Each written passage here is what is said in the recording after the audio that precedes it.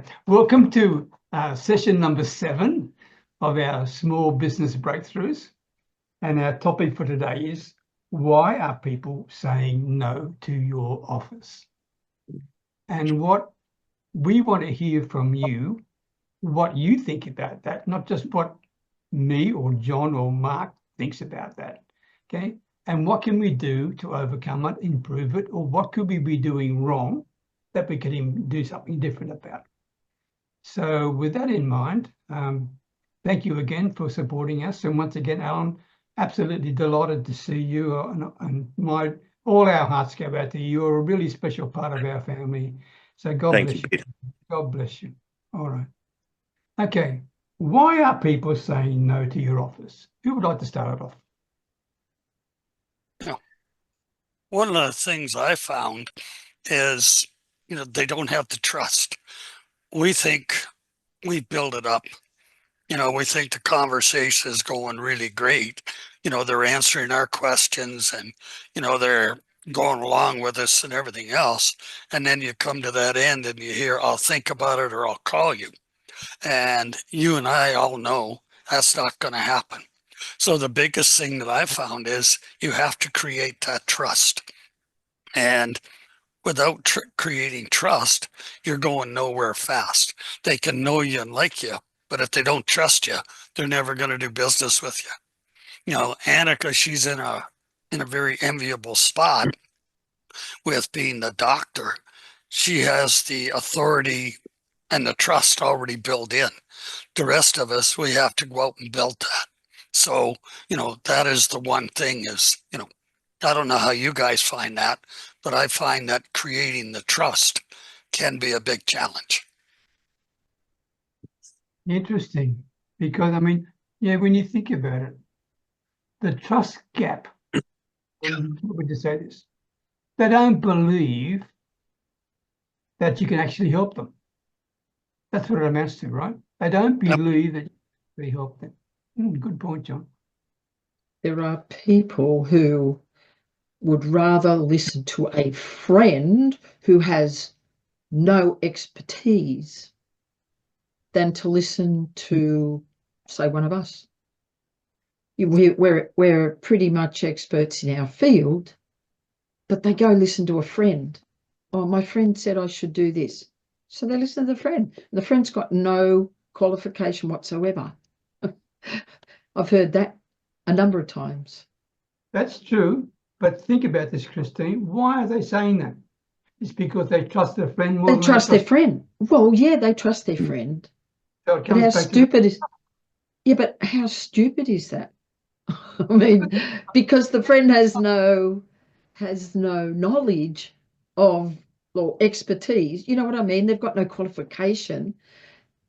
It's like somebody who criticizes you for something, yet they have no expertise or no grounds really for criticizing you, other than the fact that they mightn't like you or whatever, it's a personal thing. But they criticize you on the grounds that, they're trying to do it professionally or, like with some kind of authority, but they have none. So, you know what I'm saying, don't you? It's the same thing. I do, but I don't want to burst your bubble either. But you know what? People don't care how qualified you are. No, I would.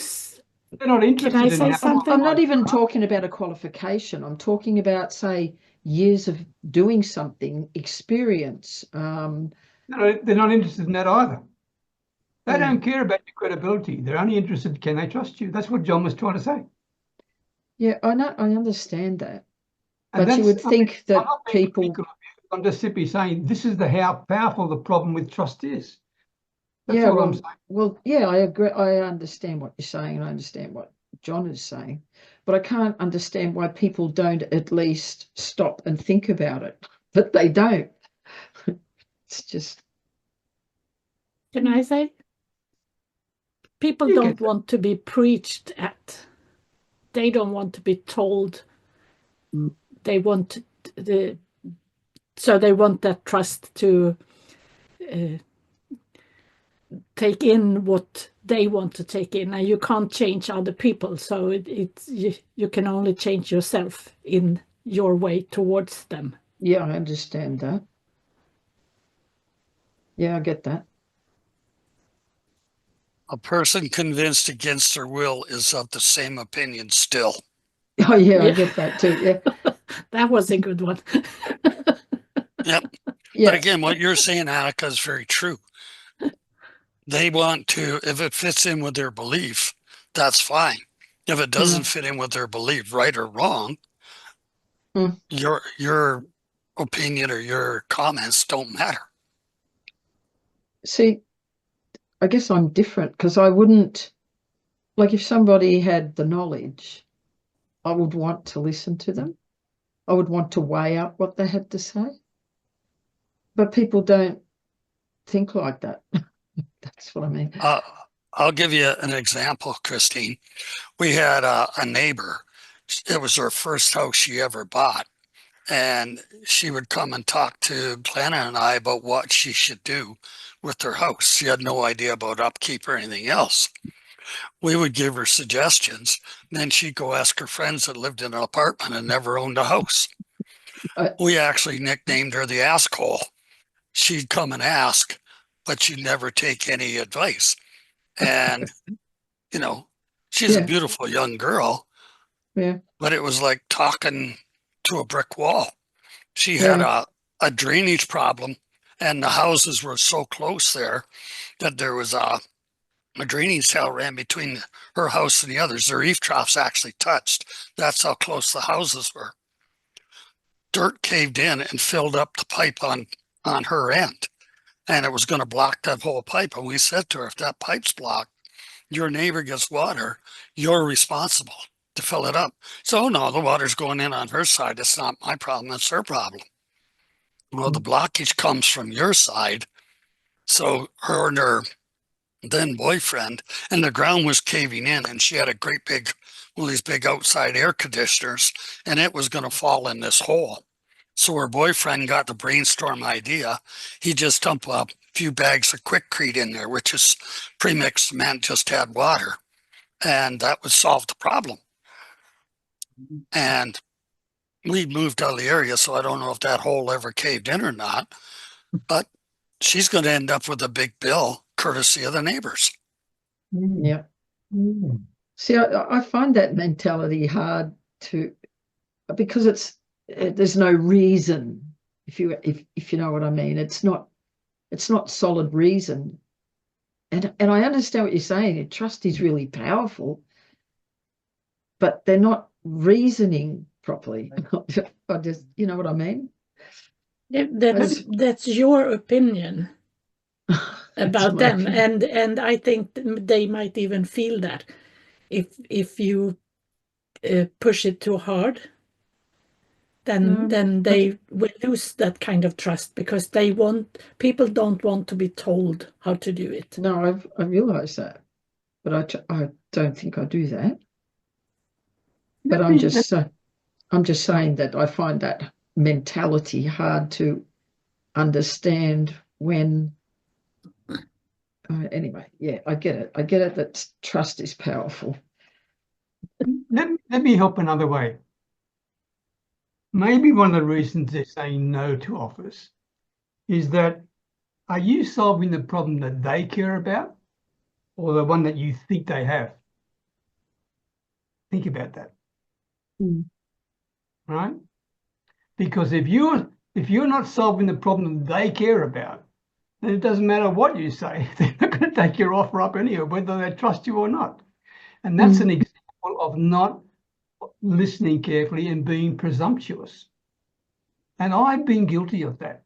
I actually have been guilty of that. Sonia, food for thought. Hey, Bill, nice to see you. Tina, your hand is raised and I am all ears. We're practicing the raising of the hand. So I think, I can understand where Kristine is and what she feels, because we think they should want what we have because we've studied it, we're knowledgeable, we're good at what we're doing. that's what we think, but they don't know that. And so goes back to John, they don't trust us because they don't know us. They don't trust us. They have to get to the know, like, and trust stage for us. And they will listen to their friends because they trust their friends. They don't care whether their friends know what they're talking about. We have to be able to work with, it's not what they need. And I think maybe that's where we make our problem is we think we have what they need. They don't think they need anything at this point. It's what they want. So it's not about their need. It's about their want. When they come to us to fix or to give them what they want, our job then is to give them what they need. Yeah, I don't exactly. know if that made sense. Yeah. We want to give them what they need. I agree with you. Tina, I'm so pleased you made that point. It's not a new point. People may have heard that before, but how many people actually hear that and do it? Think about that, right? This is the key. People mouth these words. Give them what they want and then make sure you give them what they need. But you know what? In the cold, hard light of day, they mix it up and they start giving them what they need before they give them what they want. And they wonder why they reject them. Because we are all guilty of this. We know what they need and we think they should understand and listen to us, right? And so we start giving them what they need and you wonder why they're saying no. It's because you're not giving them what they want. You know what I think? Sorry, Kristine, but bear with me. It is not easy to do that, okay? Because we are really wanting them to help them in the most genuine way, help them to give them what we know they need. And we keep forgetting to give them what they want first. Anyway, sorry, Kristine. That's right. I just wanted to say that I think a lot of people are not really taught how to reason. And I think our education system could improve in a lot of areas with people's development and the way they think, reason, problem solve, think critically. The education system is not really addressing all the people's needs because people don't even know who they are. They don't even live the life they're meant to live because the education system doesn't really teach people how to find themselves, how to really know themselves. And so I think the education system could improve in that regard because I don't know, I just feel that I raised my son to think for himself, to reason.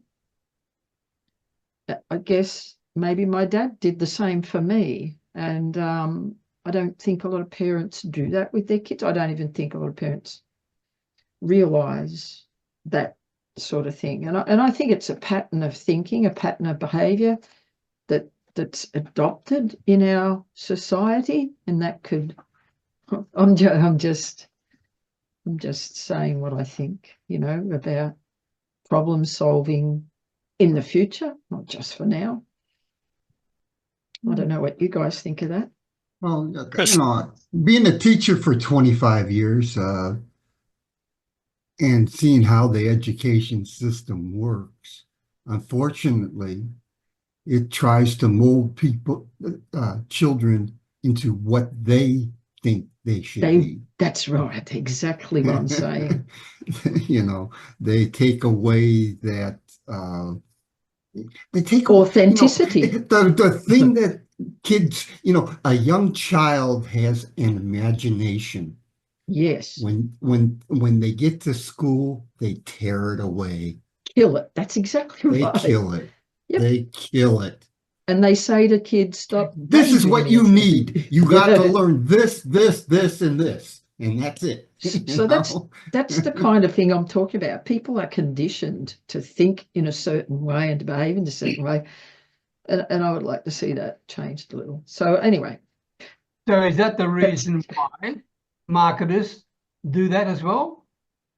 I think so, because they've been conditioned Because they've been to think that. Annika, you got your hand up.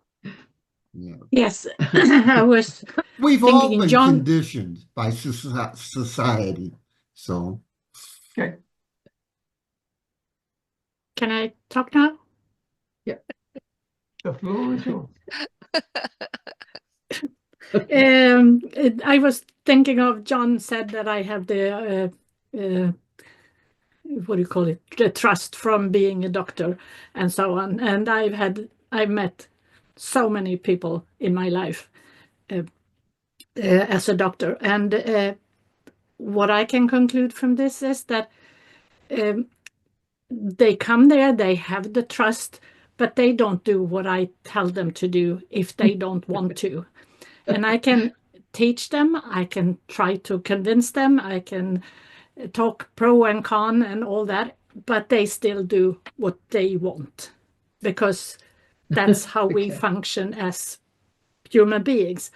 And we are, what do you call it, primed as kids and so on, as to do as the people around us do, because that is the way we need to do to survive when we were made people. And that's not, we're not going to take that away, because that's evolution is not going that fast that it's going to happen in our time. So we will be trained by the people around us, and we have to actively get out of it. And that is a costly and tough process and journey. And most people are not going to do that. That's just how it is. So what I learned early is that you can't help them all because they don't want to be helped. I can just put all the seeds out there as I can of this is how things can be done to be a good way for the people. You know, that's a prime example for the cost of inaction. You know, this is one thing that a lot of people don't stress. They stress the ROI, the return on investment, but a lot of people don't stress the cost of inaction.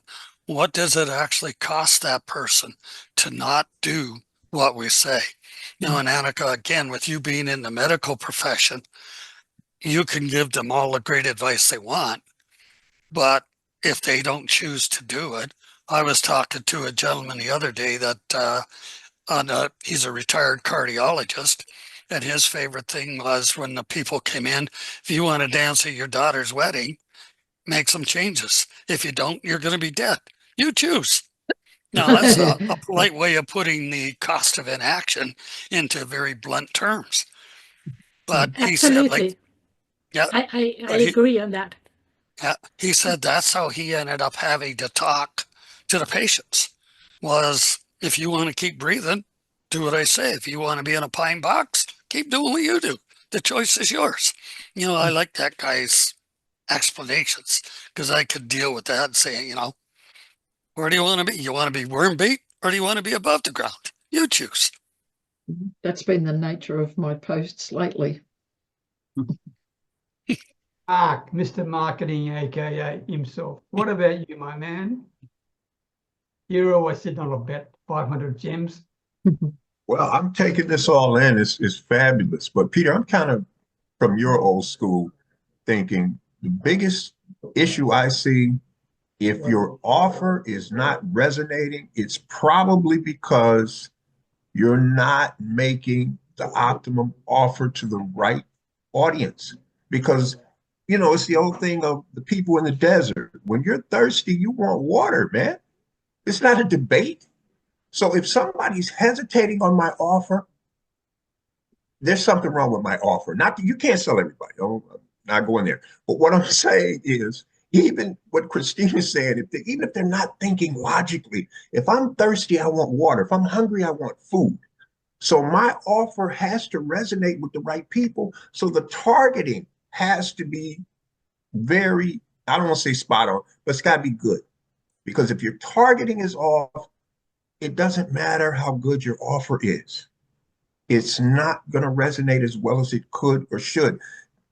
Peter, well, you guys all know this, but Peter is a master of, I call it persuasion, but I don't want to make things sound like he's pushing people. What he's doing is attracting people, because I notice whenever he makes a comment, he finds something poignant to say that the person receiving that comment almost has to respond in a positive way.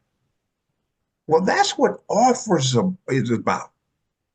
You know what I mean? Like this whole branding thing. If I know Bill is an expert in X, that's attractive to me if I have this issue that I think Bill can solve. So then it's not so important how good a salesman Bill is.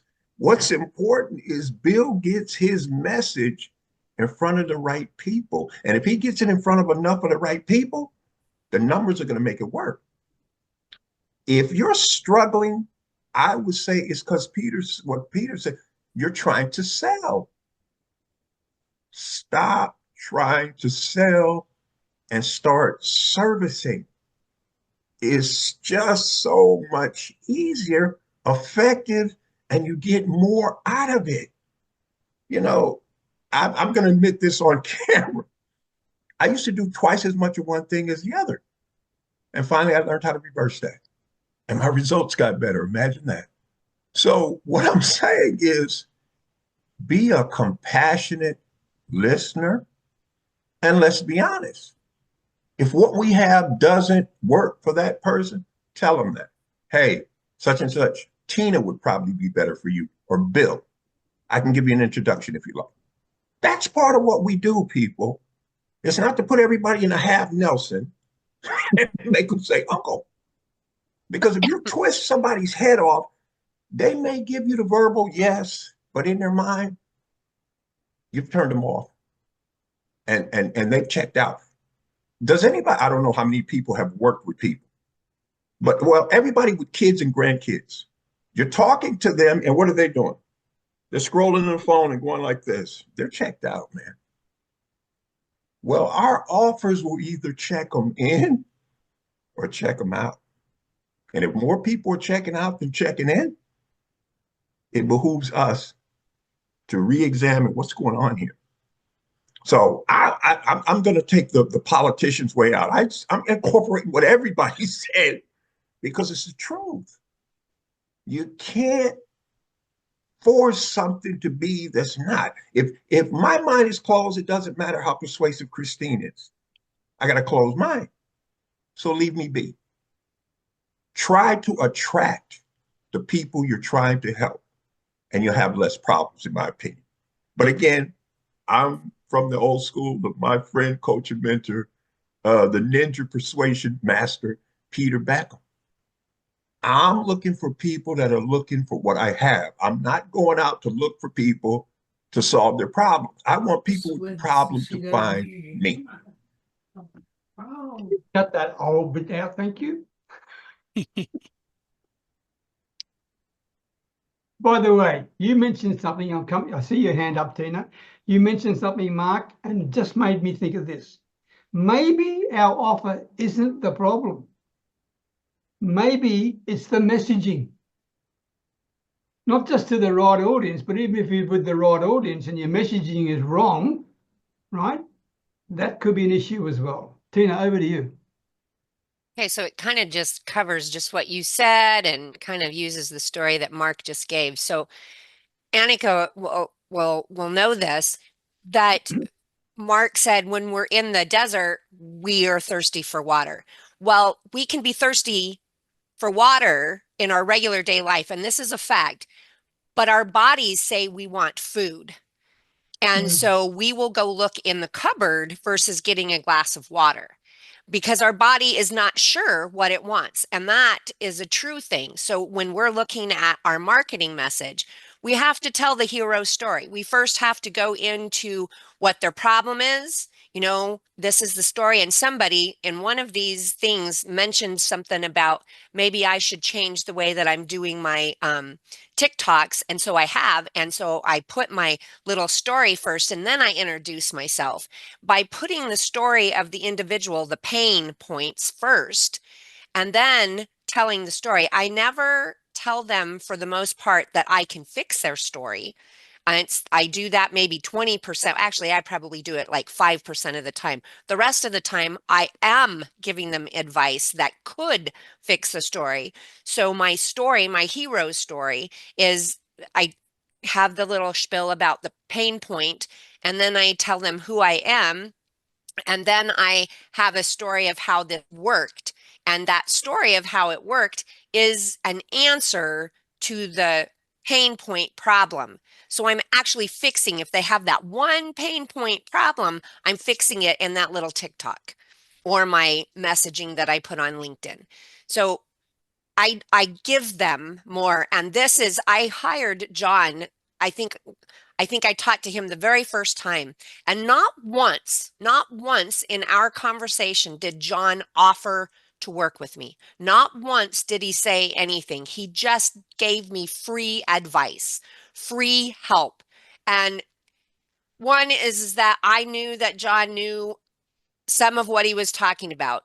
Two is that he made a direct connection to me. He and I had an understanding of where we come from in our life. So he's very direct with his language, which is something I'm very used to. And then he made a very important connection to my martial arts background. And so he talked to me as a friend, not once as a business assistant, helper, marketer, anything. I didn't really know what he was doing until he started feeding me the information to help me. He asked a few questions and said, well, maybe if you change this or that. I think I hired him right there, or at least shortly after that in that same day. Good. Well done. Well said, Tina. And well done, John. Well done. You is who you is. One of the things I found that works really well is if you find something that somebody's really interested or passionate about, tie it into that, because they relate to that very easily. As some of you know, Alpha, the young man who's American in Germany, his big thing is soccer. I started working with Alpha, that's 6 years ago now. But the one thing I related it to was everything I talked about, I put it into soccer. When you're doing soccer, you do this. So he related the two of them together. And, we've stayed, I'm still mentoring him, obviously, but that's how I found works really well. And I did the same thing with Tina with martial arts.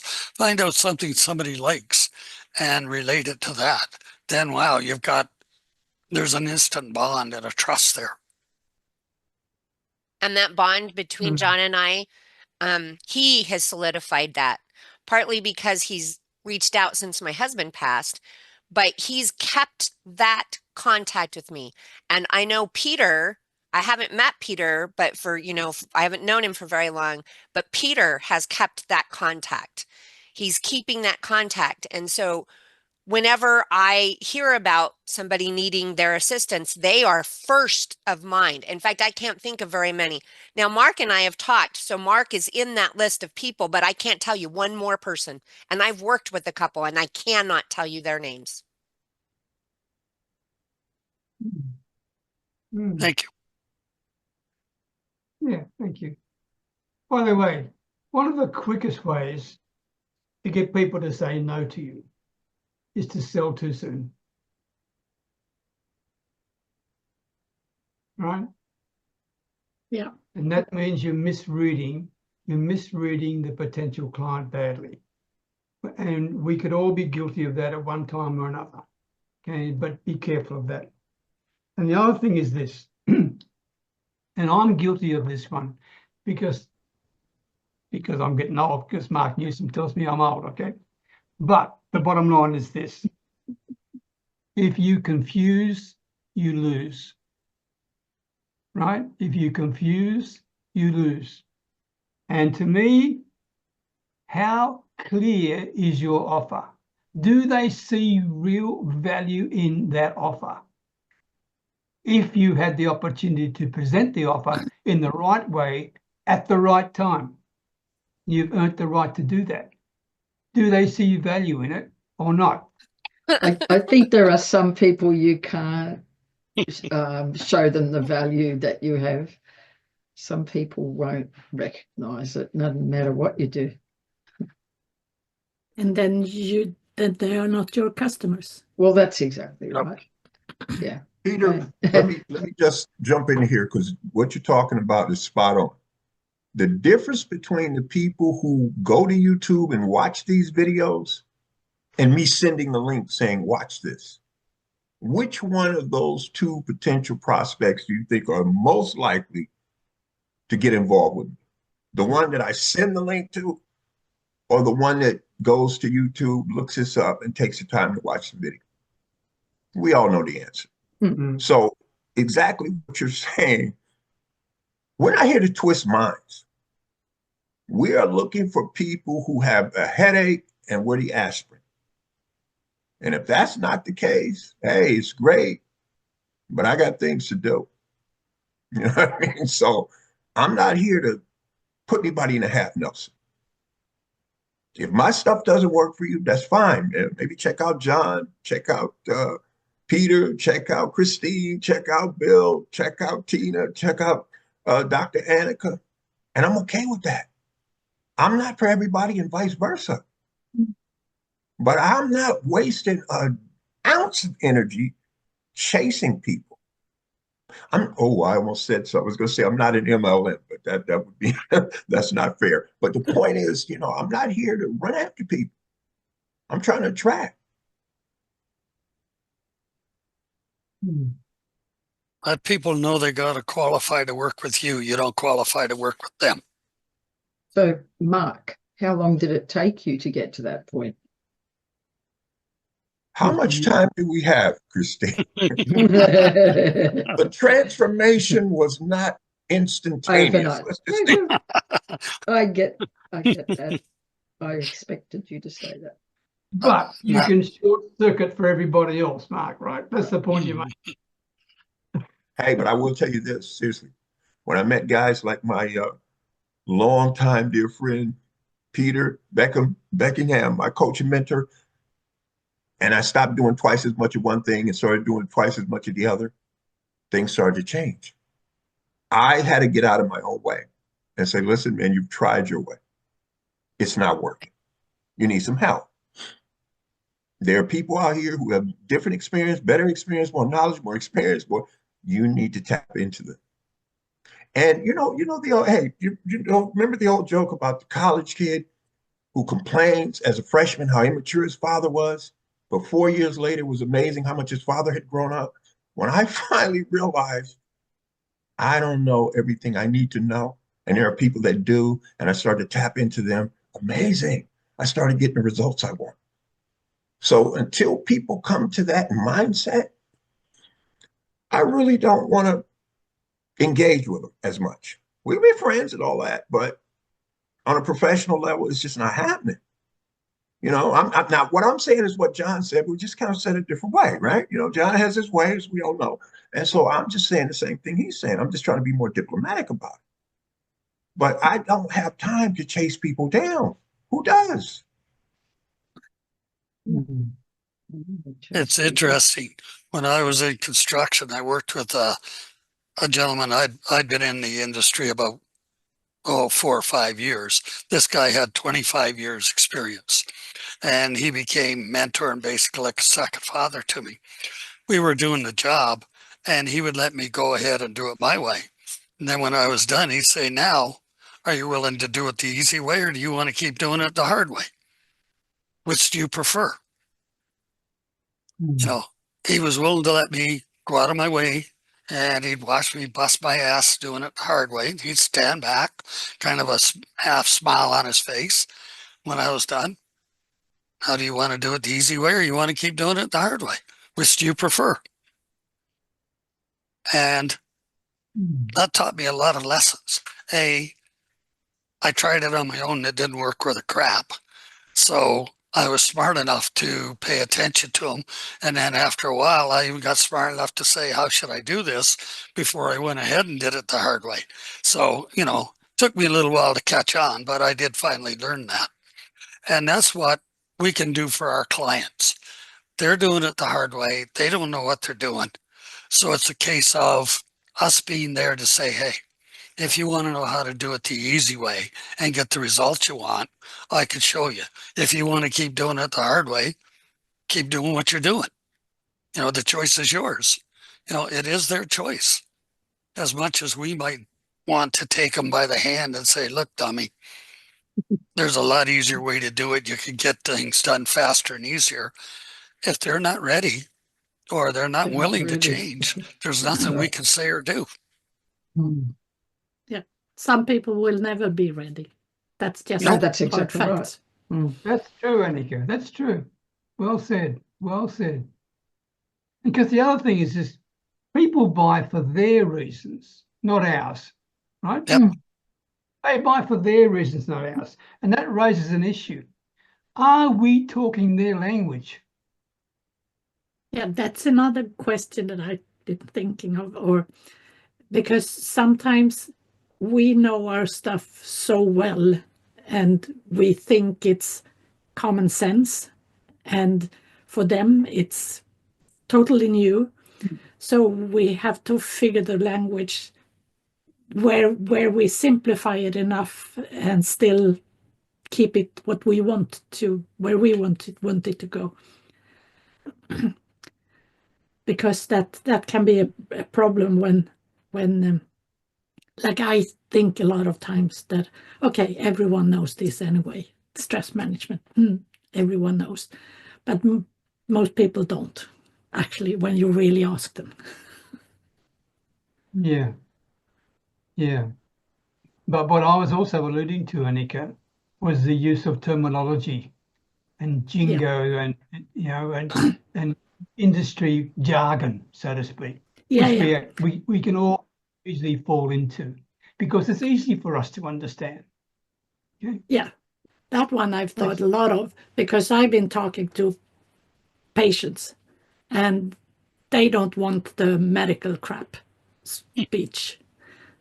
You have to talk to people with simple words so they understand. So I'm trained to do that. And that's what people say when I have the lectures and so on. They tell me that it's good because I don't use all those odd words. Yeah, that's one of the things about being a professional.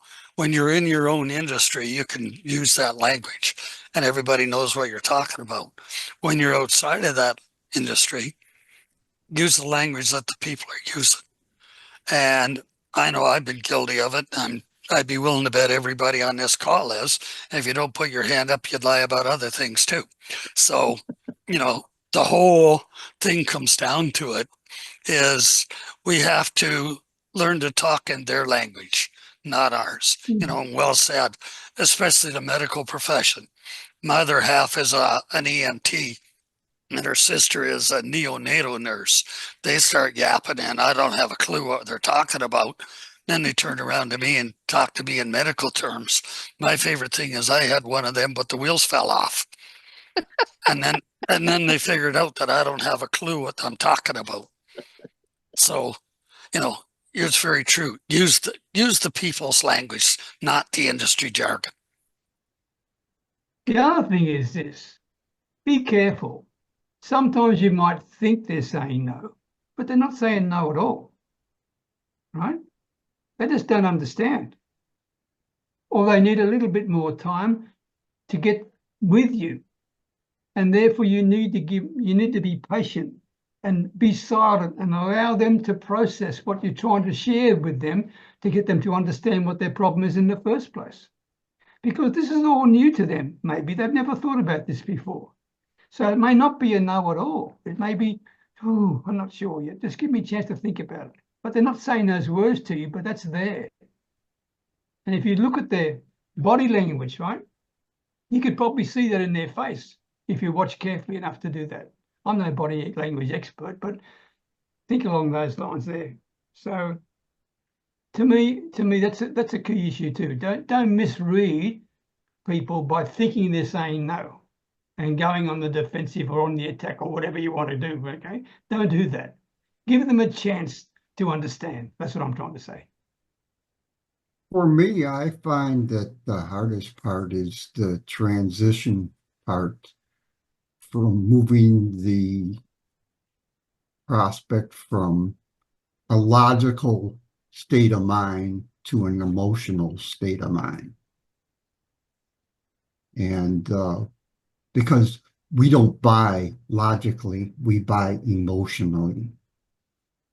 And you can give them all the logical reasons for them to do it, but unless they emotionally feel they need it, they will not even budge.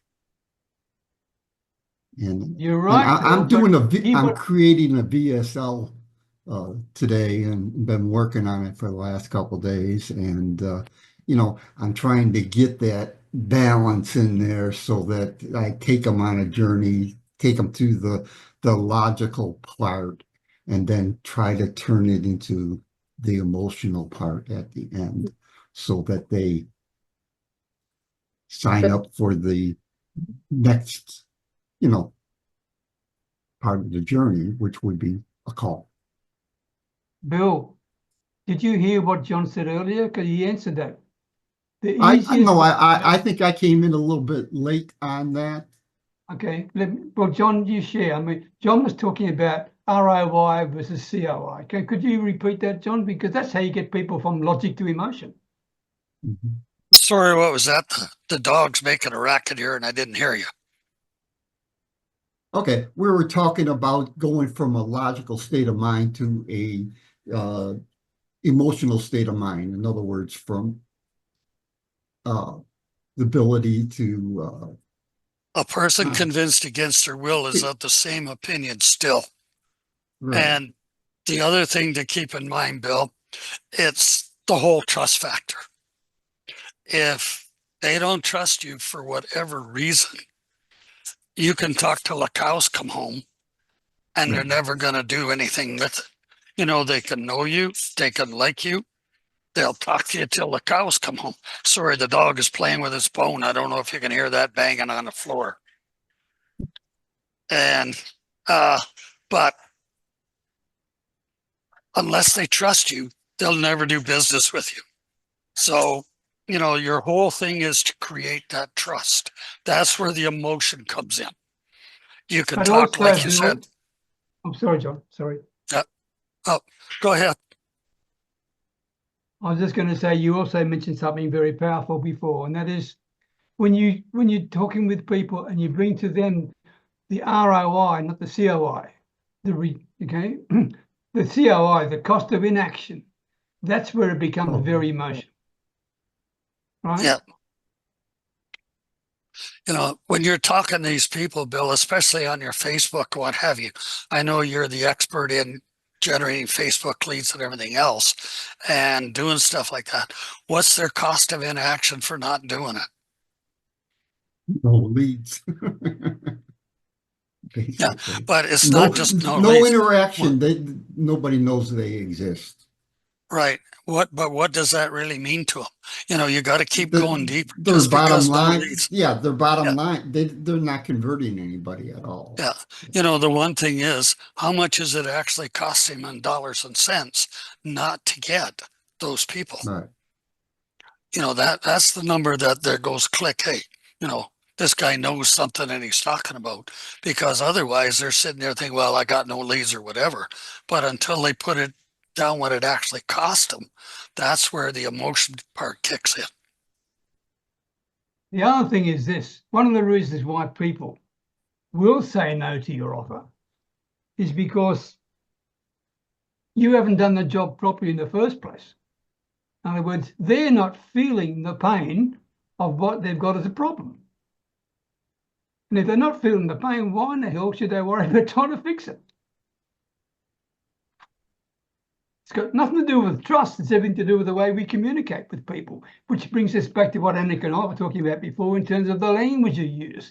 Are you communicating with people at the right level, not just with the right people in the right audience, but in the right way? That's all. What are your thoughts, Jeffrey? Why are people saying no to your offers? Interesting subject. That's why I'm here. Sorry to be late, guys. It's a very interesting guy on the podcast. Where's your late note?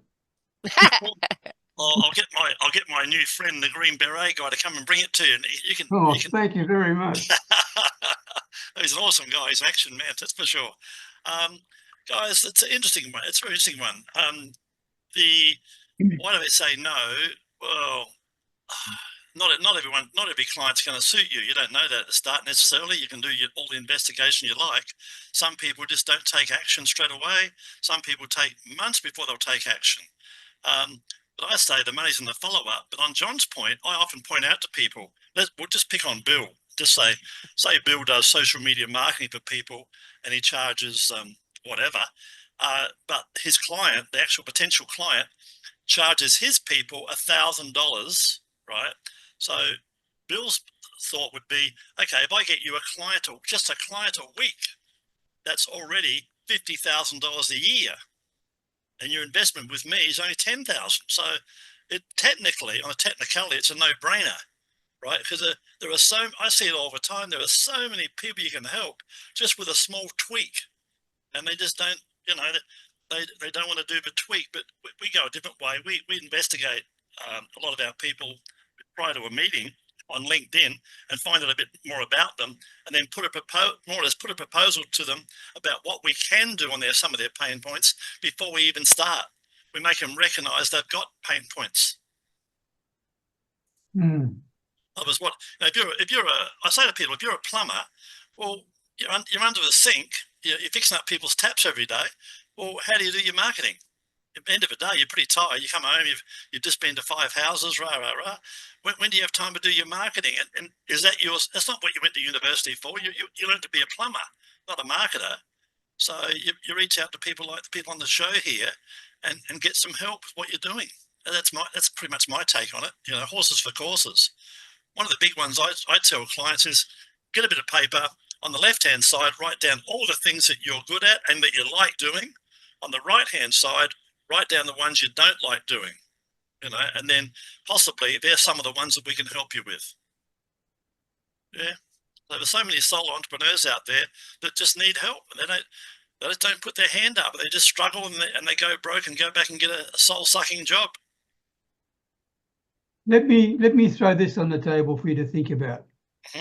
Don't ever undersell yourself in terms of the value that you're worth. All right. And it's not a matter that your price is too high. Okay. It's probably that your value isn't clear enough. All right. If your value is not clear enough, it wouldn't matter what the fee is for you. They're not going to pay it. So it's up to us to ensure that they see real value in what we can provide to people. Yes. All right. And if we don't do that properly, they will reject whatever the price is.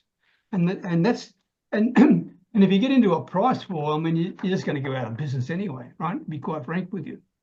So be careful with that. Just food for thought. Thanks. Peter, I got to weigh in on this because here's something that we can all appreciate. And I got to forgive me, I've been coughing, that's why I'm off camera. But let me just say this, exactly what you're saying. Here's something we can all relate to. If you go to the gas pump tomorrow and gas is 22 cents a gallon, do you know what to do? You know that that's value. You say, whoa, well, like what Peter's saying, until we can convey that value to them in terms they appreciate, they're not going to do anything because they're saying your price is too high compared to what? Like John said, compared to doing what you've been doing. So and again, ladies and gentlemen, let's be realistic. We're not going to convince everybody. That's not our job. But the point is, when we convey enough value, people get it. If somebody goes to buy Taylor Swift tickets that normally cost $700 and those tickets are $60, it ain't gonna take long to sell those tickets because they get the value. So maybe maybe we need to work on our offers and learn how to make more compelling offers. I don't know now because we haven't done an audit, so I don't know. That's not what I'm saying. But what I'm saying is what Peter is saying. We haven't conveyed the value because when you do, it's not that big a decision to make.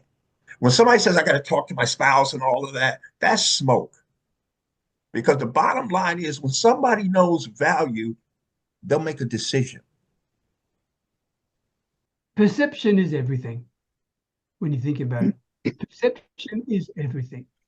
And if you are perceived as confident, right, then it's a completely different conversation you're going to be having unless you're perceived as being desperate. If you're perceived as being desperate, then you know what? They're not going to say yes to you anyway. Whether the price is high or low, it's that people don't like dealing with desperados. Not at all. Okay, so it's perception is the name of the game. And so to me, it's a matter of making sure we value what we are, that we truly believe in the value we can give to people, that we truly believe in the impact we can bring and help people with what they're doing, okay? And act accordingly and not come across as desperados. And now we've all witnessed and been experienced with desperados, right? And they drive you crazy, right? That's where you fire them. You know, fire the clients. And that's one thing that a lot of people are scared to do. But if you got a client that's not cooperating with you or not doing what you want and everything else, and they're not showing up for 3 weeks in a row or whatever, fire them. Because it's your reputation that's on the line. It's they're looking at you. It's never their fault that things didn't work. It's always your fault. You know, so don't be afraid to fire somebody. And, you know, this old crap of the client's always right. And that is crap, because in a lot of cases, you go out of your way to try and correct it for the client. But if you can't do it or it's totally impossible, tell the client, you know, and will that person be upset with you? Quite likely. Is it worth you losing a lot of sleep and ruining your reputation over? No. Nope. And, you know, don't be shy to do it. And that's one thing, like I say, a lot of people are afraid of, oh gosh, I'm going to lose the revenue. Look at it this way. Now you're making room for an ideal client. Before, you don't have that room. That person's plugging up your system and what have you. So get rid of them. Excellent point, John. Yep. And I did that with, there were two people in my entire 20 years in business in Sydney that just, they weren't really teachable, right? So one guy in particular, I'd massaged him and shown him exercises that he needed to do, stretching and strengthening exercises for his problem. And he, after about 5, 6, 7 sessions, I can't remember exactly now, but he'd been coming a while. And I said, are you doing those exercises I gave you? And he goes, no, I don't do those. I just come here and you do it for me.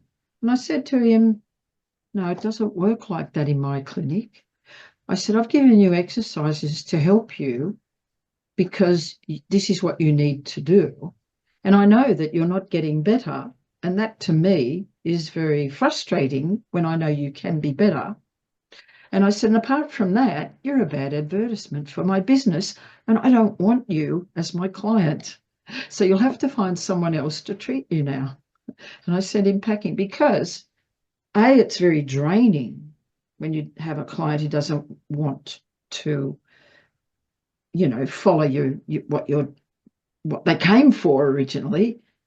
And secondly, they are a bad advertisement for your business because they're not actually progressing, you know, the right way, how they should be. And so, and the other one was just so focused on their problems, and that's all they talked about, and they weren't listening to what you were saying. And so that person got referred to somebody else. So they were the only two people in the entire 20 years that I had my business. And yeah, I think it's really worth, you know, getting rid of those clients because they're too time consuming and they're very draining for you and they're unrewarding. One thing, let me put this on the table for you, and you need to be very honest with yourself here.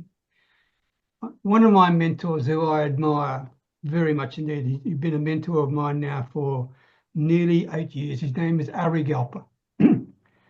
And in one of his sessions, it's called the Trust Academy, and in one of the sessions that we held, he really put us on the spot. And this is the question that he asked us. And he said, you be absolutely honest with this answer. And the question was, in particular, are you unknowingly repelling your best potential customers?